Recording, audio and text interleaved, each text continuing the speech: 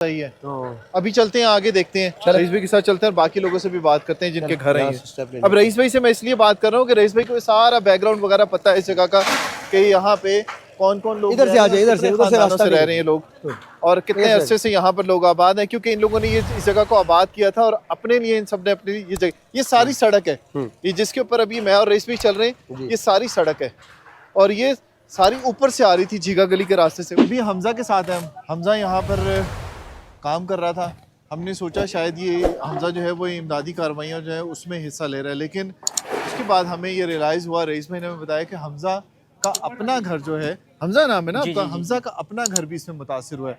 तो यहाँ पे आप देख रहे होंगे कि इन घरों की ये हालत हो चुकी है कि अब ये ज़मीन बोस हो चुकी है और इनके अंदर जो है वो जितना सामान था वो भी तबाह हुआ, फिर उसके बाद ये जितना मलबा था, जितना ये हो चुका है, ये सारा का सारा आपको नजर आ रहा है। हमजा आपका घर किस तरफ है? ये वाला था, ये वाला, ये जो घर है ना, ये ग्रीन। यहाँ पे रईस भाई जहाँ हम लेके आए, यहाँ पे ये हमजा का घर है।